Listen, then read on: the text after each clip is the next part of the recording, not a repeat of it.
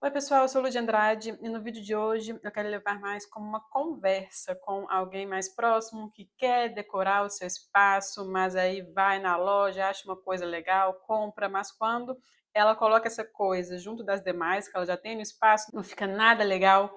Então hoje eu queria trazer para vocês 6 passos que você não pode pular antes de você ir comprar alguma coisa numa loja ou mesmo pela internet. Bora nessa? E a gente começa sempre um projeto de decoração de interiores no escritório, pensando na necessidade de cada ambiente. E ele vai ser particular para cada pessoa. Vou colocar como exemplo um casal recém-casado que não recebe muitas pessoas em casa e eles também trabalham naquele local. Então eles compraram um apartamento X que tem ali uma área para decorar uma sala e uma sala de jantar. Como eles não recebem muitas pessoas na casa, no máximo um casal de amigos, ou então a mãe que vem, que mora em outra cidade, então eles não precisam de um espaço para a mesa de jantar, por exemplo, muito grande, mas eles precisam naquele espaço, um espaço de home office para colocar uma mesa, para eles trabalharem. Esse é o primeiro caso. Aí vamos supor que no apartamento de baixo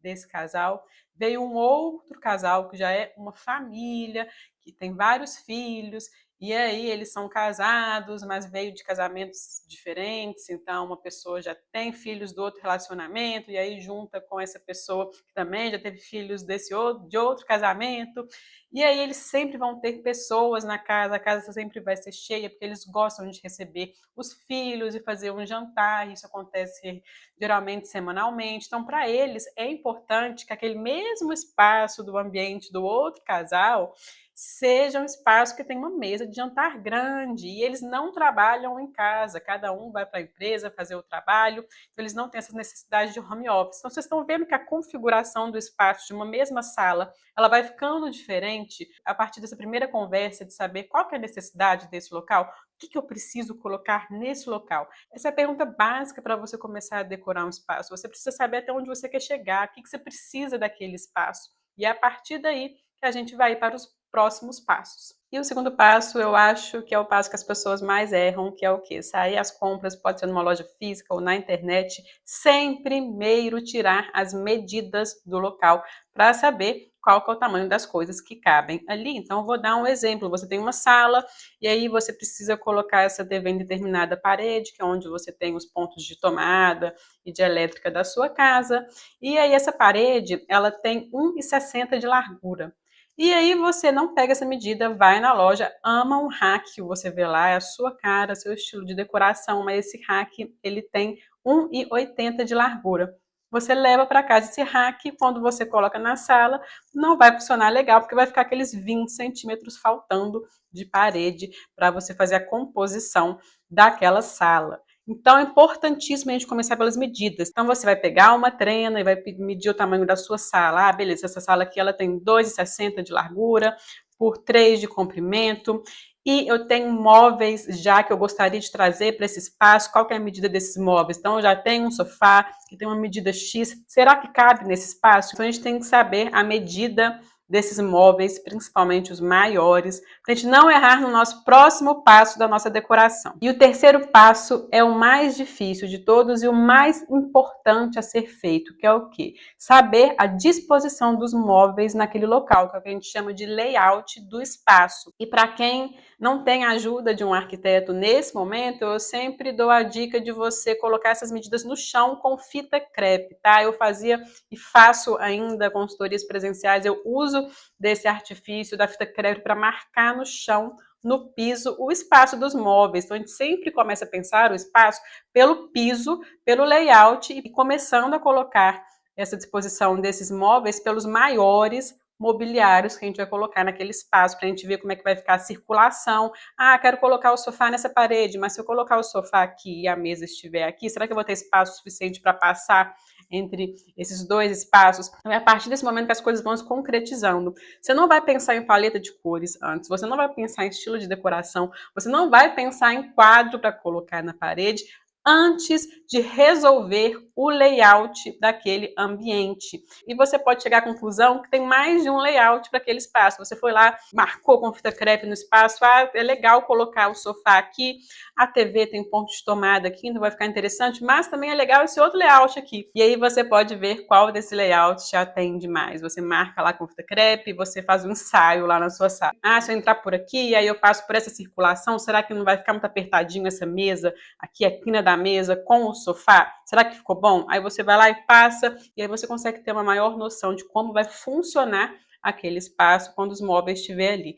Então, definir o layout é importantíssimo antes de você ir para as outras etapas da decoração. Então, nada de sair comprando itens de decoração se você ainda não tem o seu layout resolvido. Depois que você já tem o seu espaço organizado com relação a mobiliário e as circulações que vão existir ali, a gente vai pensar agora nos elementos verticais. Então, a gente vai olhar para as paredes e ver como que a gente pode fazer a composição de uma parede, por exemplo. Vamos supor que você quer decorar a parede do sofá. Você já tem a medida do sofá, você já sabe o volume que ele vai ocupar naquele espaço, e aí você quer fazer uns desenhos de boiseries para colocar ali.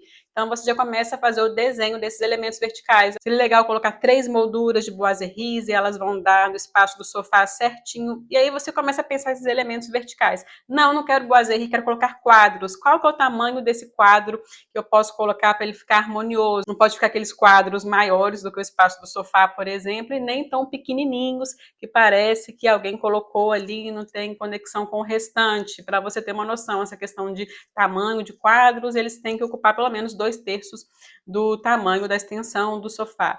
Ah, naquela outra parede ali, próxima do jantar, eu quero colocar uma luminária de piso, que vai ter aquele volume vertical ali naquele cantinho, que quando você iluminar, ele vai dar uma luz bem elegante para aquele espaço. E o quinto passo é, depois de você resolver o espaço no piso, nas paredes, está na hora de você pensar no teto e, com isso, na iluminação do seu ambiente. É só nessa etapa que entra a iluminação que é feita pelo teto. Então, vamos supor que você colocou a sua mesa de jantar, que você escolheu um modelo redondo, e aí você quer fazer a iluminação daquela mesa, então você já sabe onde é que está o centro, a posição que essa mesa ocupa no espaço, então você quer colocar um pendente bonito para iluminar aquela mesa, então você já sabe aonde você vai colocar esse pendente no teto. O mesmo para uma parede que foi decorada com as boiseries, por exemplo. Você fez um desenho das molduras, então vamos supor que são 4 molduras do mesmo tamanho, e você quer colocar uma iluminação especial para elas.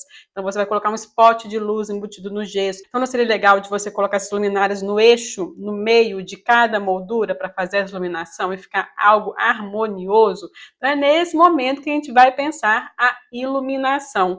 Não antes. A gente só consegue pensar em iluminação depois de ter o layout resolvido e muitos desses elementos verticais decorativos, como quadros, boiseries e outros itens escolhidos para a gente saber como é que a gente vai iluminar o espaço. E o sexto e último item, e não menos importante, e é aqui que vai entrar o seu estilo de decoração, a paleta de cores que você escolheu para o seu espaço. De nada adianta você ter essa preocupação antes de ter o volume do seu espaço resolvido, é como se fosse uma tela em branco. Primeiro a gente começa a fazer a composição dos volumes no espaço, que são o sofá, um volume grande, a mesa, um volume grande. Depois a gente vai colocando os volumes nas paredes, então as posições dos quadros, das boiseries, seguindo o meu exemplo. E aí você colocou a iluminação para cada um desses pontos e agora está na hora de você dar um estilo, uma cara para esse espaço. Aí você vai começar a pensar, esse sofá que eu tenho, ele é cinza, eu quero manter uma paleta de cores mais monocromática, que meu estilo ele é mais minimalista. Então acho que eu vou deixar esse quadro aqui, ele vai ter uma carinha mais minimalista, vai ser um quadro só com uma frase. Então quando você for na loja ou olhar as lojas online, você já sabe o que você está buscando. E isso faz total diferença quando você faz a composição do seu espaço. Agora vamos colocar um outro exemplo. Você é uma pessoa que gosta de cor no espaço. Então quando você tem esse croquis feito do ambiente, você já sabe aonde colocar essa cor. Então vamos colocar como exemplo que você tem uma parede, você tem uma porta de correr, e aí você decide que nas paredes você vai manter o branco, mas esta porta, esse elemento vertical que está ali naquela parede, vai receber uma cor, você vai pintar ela de vermelho. por exemplo, se essa for uma cor que você gosta. Então é nesse momento, depois de ter pensado todos os outros passos, que você começa a pensar nessa parte mais decorativa. Vou colocar um pendente na minha mesa redonda. Qual que vai ser o estilo desse pendente? Vai ser um pendente bola? Não, eu tenho um estilo mais industrial, então eu acho que eu vou colocar um pendente aramado. Então é nesse momento que a gente começa a ter essa conversa de decoração. Quis aqui colocar de uma forma mais didática, porque é assim que acontece, é a ordem das coisas. É claro que elas não são separadas 100%. Primeiro é isso, depois é isso, como se fosse uma receita de bolo. Mas eu acho que com esse passo a passo eu consigo ajudar você a não cometer erros como esse que eu contei no início da conversa. Uma pessoa que comprou um rack X e quando ela levou para casa não cabia esse rack lá. Esse tipo de erro, ele poderia não ter acontecido se você tivesse essa ordem, esse passo a passo na sua cabeça. Espero ter te ajudado com esse vídeo. Se você gostou, já deixa o like, já segue esse canal que é muito importante para a nossa criação de conteúdo. Um beijo e até o próximo vídeo.